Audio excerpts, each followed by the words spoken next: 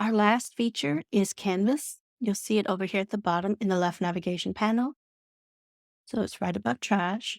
The first time you go into Canvas, you're actually going to see a tutorial. So you'll have lots of cards and everything filled out, and it'll show you what everything does. Now, if you follow the instructions and actually generate inside that tutorial, it does use your word count, so keep that in mind. Once you go through the tutorial, you won't see it again and you'll see a blank screen like this. So to get an outline up in Canvas, you just click where it says 1, 2, 3 down here, and it'll pop up. I'm going to zoom out so you can see the whole thing. There you go. Now to navigate Canvas, you can click things and scroll around. But what I do is I just use my scroll wheel on my mouse. So up and down with my scroll wheel. And then if I hold the shift key down while I scroll with my scroll wheel, it's side to side. So up and down, and then hold the shift key down with your scroll wheel to go side to side. Let's zoom back in.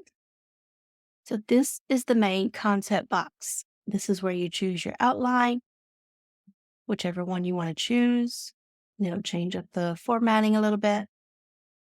You could put up to 500 words right here in this concept box. You could keep it simple. Just tell it you want a psychological thriller. It's going to generate one for you. Or you could write in a brief story premise.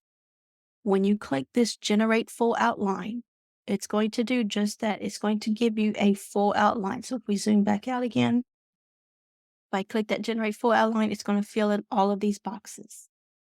Now, where Canvas shines to me is when you only know a portion of your outline. So when we're in Story Bible and generating an outline, it just generates our entire outline for us. Now, yes, we can go into each chapter and edit things, but we don't have the capacity to say, okay, I just want chapter 3 generated or chapter 7. We can't do that. But in Canvas, you actually can. Now, it's not going to have those detailed chapter lines. Instead, it's just a beat template. That's what these are. When you're in Canvas, you're using a beat template. That's why it's shorter, like 10 to 14 boxes for here. So each of these, ideally, whenever you actually generate your story, would end up turning into 2 or 3 chapters themselves. So again, if you want the whole outline filled in, you just want to tell it, write a psychological thriller. I can click to generate the full outline. All of these boxes are going to get filled in. And again, where I think it shines is if I don't know my whole outline and I don't want it to generate the whole thing for me. So I might know the beginning part. So I'm just going to say words here. So I know how I want all of these to go. And then I don't know that one, so I'm just going to leave it blank. I'm going to say I don't know that. And you don't have to be perfect where everything goes. Just get as close as you can. Because like I said, these are meant to be your beat templates. So I might know another plot point here. And I'm just going to scatter some around. So I know what happens at the rock bottom part. And then, of course, I probably know my ending. So I could put that in there as well. But now I have all of these boxes that aren't filled in. But in each of those blank boxes, we have this fill me in right here on each one. So you'll see the one that I typed in, I don't have that. Over here, in the one that I didn't type anything in, I have the fill me in. So that is different from the main concept box right here. Because again, this generate full outline is going to do just that, generate a full outline. If I click this, it's going to overwrite everything. If I just want those portions filled in, I'm going to start at the beginning because it reads backwards to fill everything in. So I can click this and it'll actually fill it in.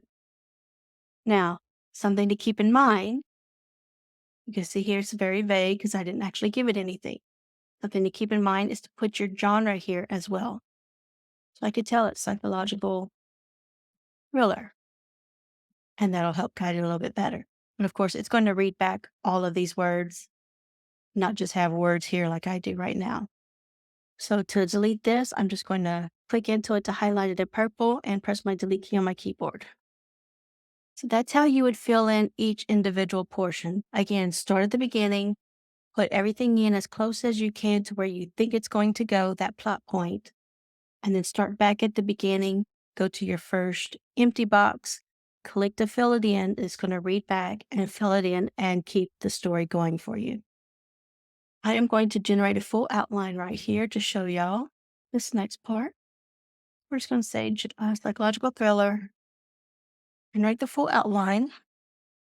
And as you can see, it does take some time. It doesn't have anything to go on. It's completely making something up for the whole story right here. Zoom out just so you can see all the boxes are filled in. I'll just give it that genre. And again, I could put in a premise up to 500 words right here in the main concept box. So I would go through this. I can change it if I want to change her name. I can do that. I can change, edit, whatever I want to inside these boxes.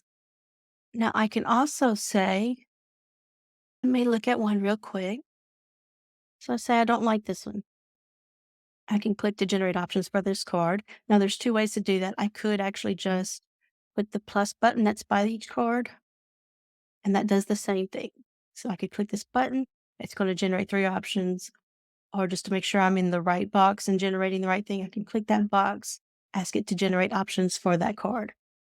Keep in mind, if you did the previous step where you were only filling in the portions of your outline that you knew, and you were using that fill me in on all of the blank portions, so you didn't actually use this main concept box like I just did. You left that blank, you were filling in all of your boxes, and then you tried to generate options. It's not going to generate anything until you put something in this box. So it doesn't need to be in depth. It could just simply be your genre. That's all it needs to guide and generate some options. All right, so you have 3 options here, and we can go through, pick one. I'm just going to say I like this one instead. I'm going to click it, drag it, hover it over this box until it kind of snaps into place. There we go. And now I'm going to delete this old one and delete these as well. You can keep them, put them off to the side or something. If you ever need to recenter the box, because as you see, the navigation is tricky. Maybe you got to a point where you went way off to the side. We have had people say that before. They couldn't actually find the center or couldn't even find their outline. Click the question mark down here at the bottom right, and it's going to give you a control. So reset to center, control, and slash. And it resets it for me. So that is how you can generate options. Again, you can go through here and make all the changes you want until you're happy with this outline. When you're happy with it, you click the 3 dots on the main concept box and you can copy it to your clipboard. So I could copy it, go back into a project, and I could either come down here, paste it into my outline, but I want to show you something real quick. So I'm just going to do a doc. So if I just paste it in, I just copied it and I'm just regular pasting it in. It's one gigantic paragraph. When undo that, so what you want to do is, get back to it. You want to do the paste without formatting. So you can right click, usually if you have the paste without formatting option there, or just use your keyboard controls. So Shift Control V on the Mac, it's Shift Command V on the Mac. So that gives you the better formatting right here. And then of course, I like to have some space. So that copies your outline wherever you need it to go. Let's go back into Canvas real quick. Now let's say I want to start looking at things a little bit more. I want to draw out my characters, and I just want to have this be sort of like a mind map thing for me. So I'm going to go to the side. I'm going to highlight this. You can actually just do it this way. So I can highlight or visualize this. I can also generate another card. So if I want, and paste this over here, that gave me a visualize for this whole card right here. So that's great if you have maybe a battle scene or even a romantic scene, anything like that that you want to generate an option for. You can put it next to here. Now let's just say I want her described. So, a woman in her 30s with shoulder length dark hair and hazel eyes. I could give it an occupation, she's an accountant, a doctor, whatever. So I'll do, just so we can see it, a woman doctor. And now I want to visualize it. So this is how you can kind of get that visual for all of your characters. I can do this for all of my main characters, my minor characters. I can do this for my settings if I want. Generate another one right here. All right, so we have her. Let's do a setting real quick. Um, let's keep it in thing. Hospital operating room, female doctor operating. I can do that. The interior, of course, I can do the exteriors, a palace, however I wanted to start doing that. So again, this is just a good way to start getting that visual for all of your story details, because sometimes that really helps to have that visual. And this is using Dolly 3. That was a recent upgrade. Let's just zoom out, kind of see everything again. One more time. Using the mouse scroll wheel, up and down, holding the shift key down while I do the mouse scroll wheel, makes it go side to side. So we have everything filled in. Now, ideally, we would have gone through all these boxes, made all our changes, so we're very happy with this outline. We have our character descriptions, our pictures, and again, I could always generate alternatives for any boxes I didn't like. So that is Canvas. And I really do like playing around with it. I don't use it as much as I should. I keep telling myself I will actually play with the features more. But again, I think it shines the most whenever you have an idea of how part of your outline will go, but you don't know the rest and you need help filling in those holes. In my opinion, this is better than generating the outline inside Story Bible because you have more control over what it generates versus what you tell it. All right.